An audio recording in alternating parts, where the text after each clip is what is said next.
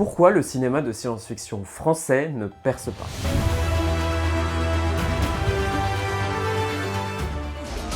Balance tout, man.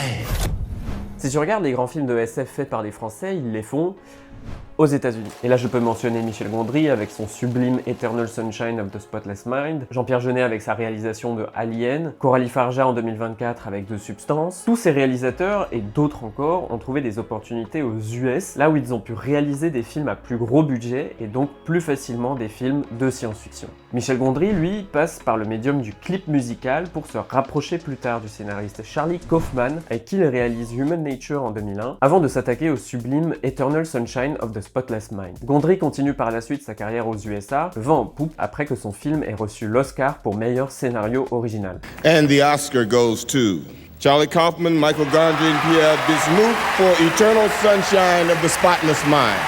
Le réalisateur Luc Besson, c'est un exemple particulier car il a longtemps prôné le savoir-faire français, faisant du Cinquième élément une production exclusivement française, mais qui par la suite a fait de plus en plus appel à des studios américains et internationaux pour ses films, ne pouvant pas s'appuyer exclusivement sur une prod française. Coralie Farja aussi a fait appel à une production américaine et une prod britannique pour réaliser The Substance, qui a obtenu le prix du scénario à Cannes en 2024. Jean-Pierre Jeunet se voit attribuer le rôle de réaliser le 4e volet d'Alien après un retrait de Danny Boyle de cette affaire. En route pour Hollywood, après Delicatessen et La Cité des Enfants Perdus, Jean-Pierre Jeunet se voit confier la réalisation d'Alien 4. Il était d'ailleurs assisté sur ce tournage par un certain Louis Leterrier, qu'on connaît aujourd'hui en tant que réalisateur français qui a réussi à Hollywood avec des mastodontes comme l'incroyable Hulk, le choc des titans et le dernier Fast and Furious 10. Et alors qu'en France, on tâtonne toujours. Le dernier voyage, Arès, Planète B, Le Visiteur du Futur...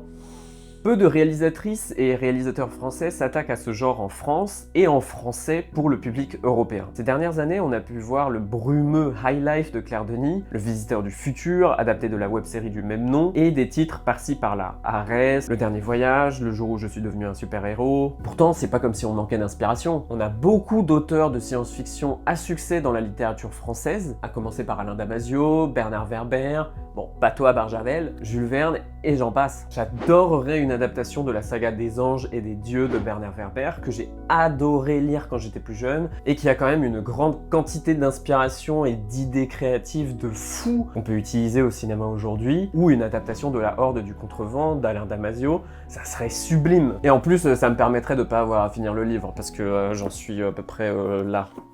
À peu près. Si on prend les romans de Jules Verne, eux, ils ont été souvent adaptés au cinéma, mais par des Américains. 20 000 lieues sous les mers, film produit par Disney, Voyage au centre de la Terre, produit par Walden Media, donc un studio américain, Le Tour du monde en 80 jours, encore une fois, Walden Media, et pâté. Bon, ça y est, l'honneur est à peu près sauvé. C'est un peu français. Un peu. Et en parlant de Jules Verne, il faut absolument que je te parle de ce tout premier film de science-fiction. Le Voyage dans la Lune datant de 1902, librement inspiré du roman De la Terre à la Lune de Jules Verne et qui est réalisé par Georges Méliès. Un Français en France. Mais alors pourquoi ça n'a pas percé en France ? Au 19e siècle, aux États-Unis, apparaît une idéologie qui devient rapidement un des mythes fondateurs des États-Unis, à savoir la destinée manifeste. C'est cette idée que le peuple américain a été choisi par Dieu pour se répandre sur le territoire et de partir à la conquête des espaces vides et isolés de l'Ouest. J'utilise des guillemets parce qu'on sait très bien que c'était pas des espaces ni isolés ni vides. C'est cette idéologie, ce mythe, qui a en partie amené les Américains à s'intéresser à la conquête de l'espace dans le sens général du terme. Ça a aussi amené les Américains à des idées de domination, de colonisation et d'hégémonie sur d'autres territoires par la suite. Je crois que Dieu a présidé à la naissance de cette nation et que nous sommes choisis pour montrer la voie aux nations du monde dans leur marche sur les sentiers de la liberté. C'est pas moi qui le dis, c'est le président Woodrow Wilson à propos de leur entrée dans la Première Guerre mondiale. Et toutes ces idées, on les voit beaucoup dans un genre cinématographique bien précis, à savoir le western. C'est un genre qui reprend tous les codes caricaturaux du 19e siècle autour de la conquête de l'Ouest. Et à ce sujet, je te redirige vers une super vidéo des Revues du Monde qui en parle très bien. Et là, on parle des cow-boys, des indiens, des ranchs, des conflits armés, des revolvers, des tumbleweeds, tout ça quoi. Et peut-être peut-être que la conquête de l'espace découle de tout ça. Parce que l'idée reste similaire, l'idée de la conquête d'un espace, ou plutôt de l'espace au sens large, aussi l'idée d'explorer des zones inconnues ou vierges, tout ça peut se rapprocher de la destinée manifeste finalement. And we will pursue our manifest destiny into the stars, launching American astronauts to plant the stars and stripes on the planet Mars. Et ça, c'est pas moi qui le dis, c'est... Bon, tu sais qui c'est qui l'a dit. Après, bien sûr, il y a d'autres idées qui ont ramené au voyage spatial, comme le soft power, l'influence mondiale et la démonstration de force contre l'URSS au XXe siècle. Mais, dans les films de SF qui ont commencé à apparaître par les studios américains, on voit beaucoup de traces de cette idéologie. La conquête, la colonisation, le désir d'explorer, le héros individuel, le sauveur blanc, l'homme providentiel. Alors qu'en France, c'est très différent. Ce mythe n'existe pas, ou alors en tout cas, il est beaucoup moins présent. Il est plus controversé et moins adopté comme racine de nos récits. Et même dans notre façon de faire les films, c'est différent. La France a construit au fur et à mesure des années un système de production à la fois subventionné par le gouvernement via le CNC et financé par des fonds privés, les sociétés de production et les fonds d'investissement. L'argent public versé à la production fonctionne comme un ruissellement ou une économie circulaire. Une partie de ton ticket de cinéma va au CNC qui reverse cet argent à la production de films. Et là, on est dans une démarche de service public, donc dans une démarche peut-être plus artistique et personnelle. Depuis la nouvelle vague, la production de films va plus se concentrer sur une démarche d'auteur-réalisateur. C'est pour ça qu'on parle de films d'auteur. Pas que les films font une certaine taille, c'est pas des films d'auteur.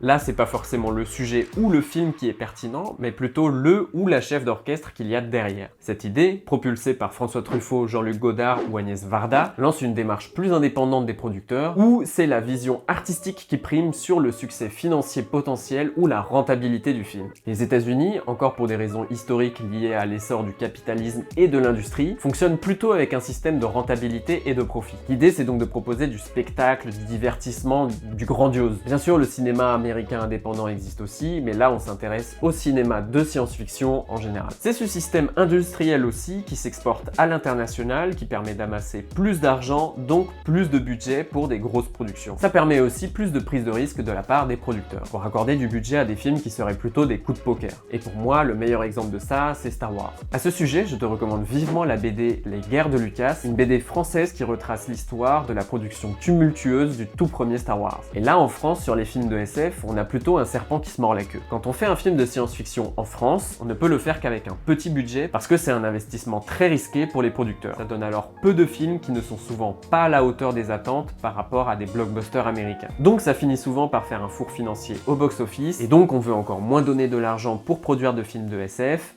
et donc. Tout ça, ça nous donne des films comme Arès, Le Dernier Voyage, Planète B, Le Visiteur du Futur et j'en passe. Le dernier argument à prendre en compte, c'est la quantité de films qu'on montre au cinéma en termes d'origine. En 2024, le CNC s'évertuait... Waouh, le mot.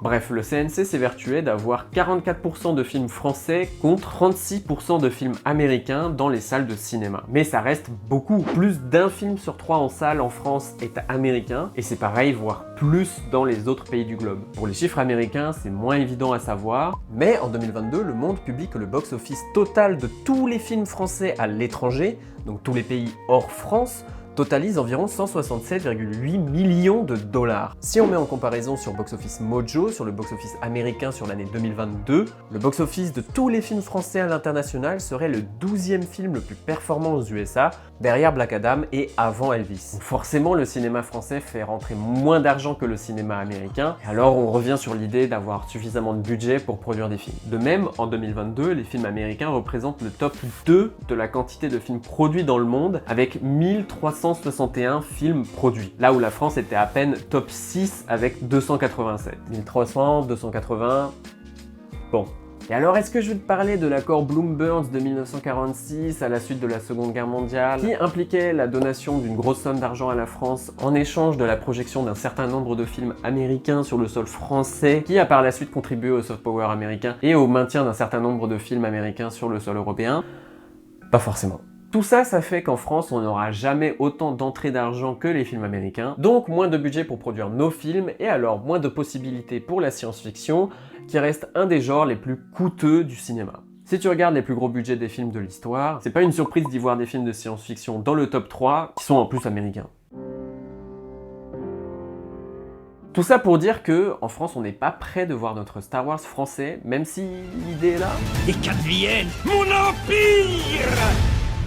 L'histoire et les mythes associés à chaque peuple ont grandement influencé le développement de nos récits et des histoires qu'on veut raconter encore aujourd'hui. La dessinée manifeste aux États-Unis, c'est peut-être un des éléments les plus importants dans les racines de leurs histoires, alors qu'en France, on a une histoire du cinéma plus reliée au statut d'artiste-auteur, plus indépendant, là où aux États-Unis, ils ont une démarche plus dictée par les producteurs pour produire des œuvres rentables, avec l'idée de se faire du profit plutôt que de proposer un regard artistique ou une expression personnelle, qui amène indirectement à produire plus de films, plus de divertissement et de spectacles, donc plus de possibilités de films de science-fiction, là où en France on reste encore frileux dans la production de ce genre de films. Ça reste quand même hyper important de soutenir le cinéma de science-fiction en France, et il y en a plein, que ce soit Planète B d'Audley Rapin, La Nuée ou Acide de Juste Philippot, les films d'Alexandre Aja, Xavier Jans, Coralie Farja, parce que déjà tu contribues au cinéma français, mais en plus tu montres par là qu'on a envie d'en voir plus. Alors continue d'aller au cinéma et d'aller voir des films.